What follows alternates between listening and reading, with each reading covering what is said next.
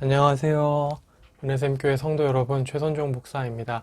오늘은 2월 9일 레위기 26장과 27장을 함께 살펴보도록 하겠습니다. 그러면 바로 1단계 본문 내용 파악하기를 시작하도록 하겠습니다. 1단계 본문 내용 파악하기를 모두 마쳤습니다. 이제 2단계 질문 만들기인데요. 26장 16절을 가지고 한번 만들어 봤습니다.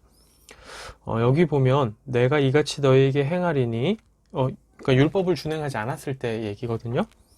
너희에게 놀라운 재앙을 내려 폐병과 열병으로 눈이 어둡고 생명이 쇠약하게 할 것이요 너희가 파종한 것은 헛되리니 너희의 대적이 그것을 먹을 것이며 이렇게 얘기를 하는데 지금 우리가 코로나 시대를 살고 있어서 그런지 몰라도 코로나 생각이 나더라고요.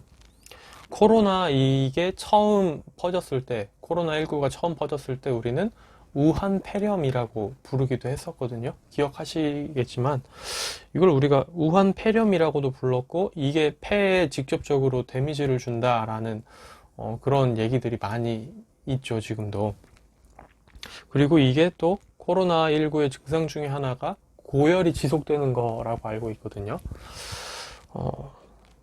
눈이 어둡게 되는 것까지는 잘 모르겠는데 일단 이게 이제 생명이 쇠약하게 한다라는 거는 이게 코로나의 증상으로 또 볼 수 있을 것 같아서 이걸 보면서 이거 코로나 증상하고 코로나19 증상하고 되게 좀 비슷한 부분이 있는데 라는 생각이 든 겁니다. 그래서 16절에서 말하고 있는 이 부분이 뭐 구약의 어떤 특정 시기를 두고 선포가 됐던 말씀인지 아니면 여전히 지금도 우리에게 적용될 수 있는 말씀인지 코로나19를 이것과 연결시켜서 보거나 해석하는 게 과연 타당할 수 있는지 이런 것들이 좀 궁금해져서 오늘의 질문으로 한번 잡아봤습니다. 네, 그러면 이제 3단계 질문에 대한 대답 찾기로 넘어가도록 하겠습니다. 3단계 질문에 대한 대답 찾기를 시작하도록 하겠습니다. 여기서 이제 말하는 게 일단은 구약의 어느 한 시점을 두고 하나님이 예언하신 건 아닙니다. 언제든지 그러니까 지금 이 시대에도 이루어질 수 있는 말씀이라고 볼 수 있는데요. 일반적인 법칙처럼 하나님이 주어진 말씀인데 그렇다고 이 말씀을 지금 코로나하고 직접적으로 연관 짓는 것은 조금 무리가 있지 않나라는 생각이 듭니다. 왜냐하면 여기서 말하는 폐병, 열병, 그리고 눈이 어두워지고 생명이 쇠약하게 되는 이것은 하나의 질병으로 인한 4가지 증상을 얘기하는 게 아니라 각각 4가지 질병에 대한 얘기를 하고 있기 때문이죠. 그러니까 여기서 놀라운 재앙이라고 되어 있는데 갑작스러운 재앙을 얘기하는 거거든요. 느닷없이 닥치는 재앙. 근데 여기서 말하는 폐병은 보통 당시에 이제 폐결핵으로 많이 이제 이해가 되던 병이라고 합니다. 그리고 이제 열병이라는 것은 그 열이 많이 오르는 그런 걸 말하는 거고요. 눈이 어두워지는 병은 단순히 시력 저하에 대한 얘기가 아니라 실명에까지 이르는 그런 질병들을 얘기를 하고 그리고 이제 생명이 쇠약하게 된다는 것은 이제 기력이 쇠하고 식욕 부진이 나타나고 이제 면역력이 떨어지기도 하고 뭐 이런 것들을 얘기를 합니다. 그러니까 이러한 4가지의 그 병이 나타날 수 있다라는 얘기를 하고 있는데 코로나에 걸린다고 다 폐결핵이 되는 건 아니잖아요. 그리고 코로나에 걸린다고 다 실명하는 것도 아니고요. 그렇기 때문에 이 어떤 증상들을 가지고 이걸 코로나랑 직접적으로 연결하는 건 어려울 것 같은데 그냥 큰 맥락에서는 어느 정도 이해할 수 있을 것 같습니다. 뭐냐 하면 지금 여기 나오는 것들이 당시 사람들이 생각했던 공포스러운 어떤 질병들이었다는 거죠. 그러니까 여기서 지금 거론된 건 4개지만 어떻게 보면 이 4가지는 세상에 있는 어떤 공포스러운 모든 질병들을 다 포괄할 수 있는 병이 될 수 있는 겁니다. 그러니까 이 부분은 우리가 하나님의 어떤 명령을 그리고 하나님의 규례를 따르지 않고 살아갈 때 하나님은 우리에게 갑작스럽게 모든 종류의 질병을 내리실 수 있는 분이다 라고 우리가 이해를 해볼 수도 있다는 거죠. 하나님은 우리에게 폐병을 내리실 수도 있고 폐결핵을 내리실 수도 있고 고열이 나오는 병을 주실 수도 있고 우리 눈이 실명하게 되는 병을 주실 수도 있고 식욕 부진이나 면역력 감퇴나 기력 쇠진에 대한 병을 주실 수도 있고 이런 것처럼 생각할 수 있는 어떤 모든 종류의 병을 주실 수 있다 이렇게 본다면 뭐 그 중에 하나로 뭐 코로나 19가 들어갈 수도 있겠지만요. 그러니까 이거는 좀 그러니까 정리하자면요. 16절에서 말하고 있는 이 질병이 코로나19를 직접적으로 연관 짓고 있고 지금 이 시대의 어떤 그 비극과 이 고통을 하나님이 당시에 예언하신 거라고 보기엔 좀 무리가 있다는 거죠. 네, 이거는 네 가지 서로 다른 그 질병에 대해 얘기를 하고 있고 또 이 네 가지 질병은 모든 질병을 대표하는 그런 성격을 가질 수 있기 때문에 이거를 코로나19랑 직접적으로 연관짓는 건 좀 무리가 있다. 우리가 이렇게 결론을 지어볼 수 있겠습니다. 네, 그러면 4단계 본문 묵상하기로 넘어가도록 하겠습니다. 4단계 본문 묵상하기까지 모두 마쳤습니다. 이제 마지막 5단계 적용하기인데요. 먼저는 26장 3절과 4절을 좀 많이 묵상을 하게 됐습니다. 너희가 내 규례와 계명을 준행하면 내가 너희에게 철 따라 비를 주리니 땅은 그 산물을 내고 밭의 나무는 열매를 맺으리라 라고 얘기를 하는데 딱 그 부분이 생각이 나더라고요.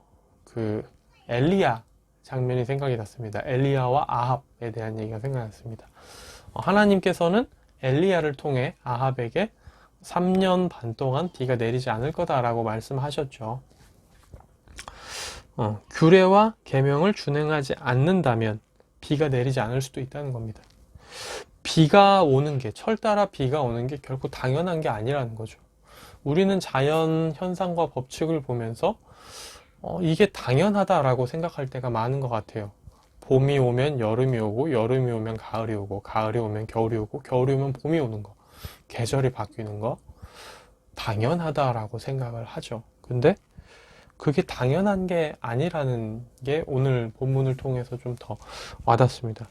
하나님이 우리에게 은혜를 주시는 거죠.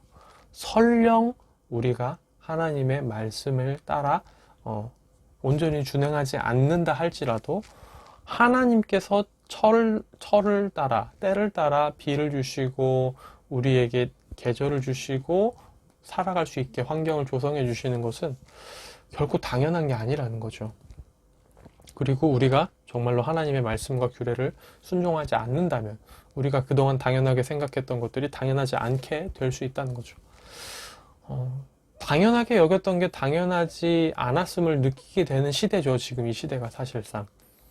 우리가 마스크를 쓰지 않고 자유롭게 돌아다니고 사람들과 서로 전염병을 옮길 걱정 없이 교제하고 그랬던 시간들, 그랬던 교제들 이런 것들이 지금 생각해보면 너무도 소중하죠. 그때는 당연하게 느껴졌던 게 이런 상황에 처하니까 그게 당연한 게 아니었구나 생각을 하기도 하죠. 그것처럼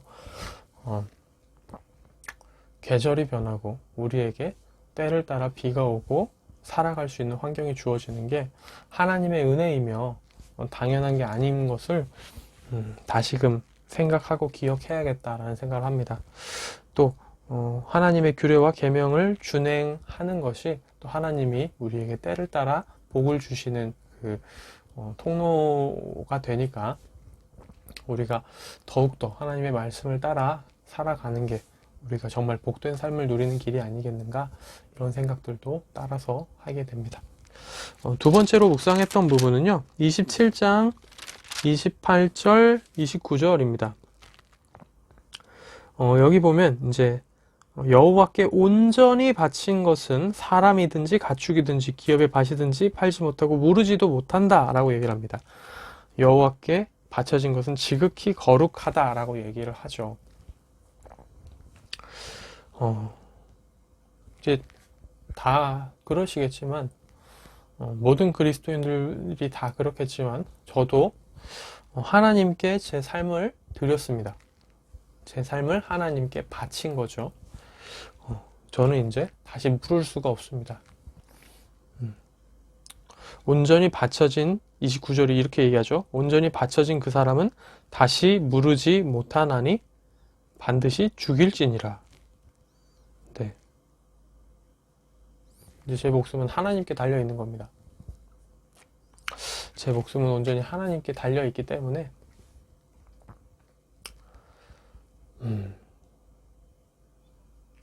물을 수 없는 건데 뭐 예, 당연하기도 하지만 이 부분을 보면서 참 그래 나 이제 더 이상 돌이킬 수 없어 새삼스럽게 또 느끼기도 하지만요.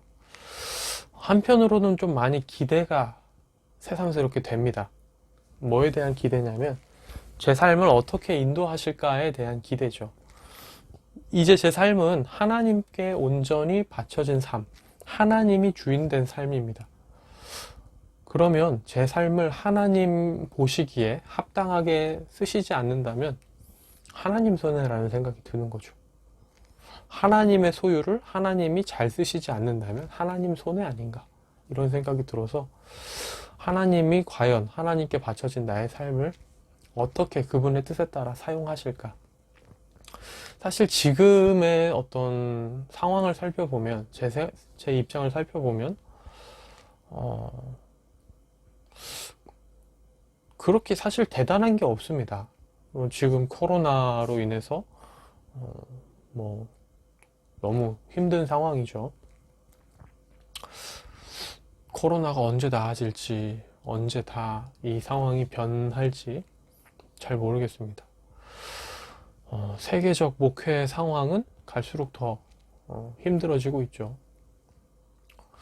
나의 삶을 하나님이 어떻게 쓰실 수 있을까? 어떻게 나의 삶을 통해 하나님이 영광 받으실 수 있을까를 생각을 해보면 인간적이고 근시안적인 생각으로는 이렇게 하나님이 내 인생을 쓰시지 않을까라는 어떤 그런 게 딱 나오지 않거든요. 그럼에도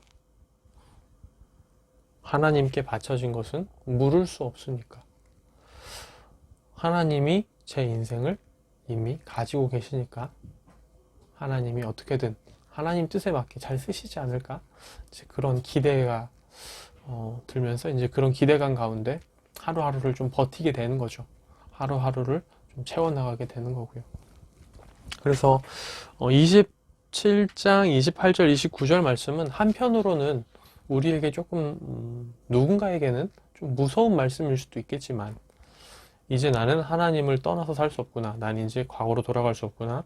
이제 나는 내가 하나님을 버리고 내 마음대로 살겠다고 할 수 없겠구나. 그럼 난 이제 죽은 목숨이구나. 이렇게 생각해서 좀 무섭게 들릴 수도 있겠지만 한편으로는 또 기쁨과 즐거움 가운데 내 인생을 책임져 주시는 분이 전능하신 하나님이라는 것으로 인해서 좀 더 기뻐할 수 있는 오늘을 보낼 수 있지 않을까 이런 생각들을 해봅니다.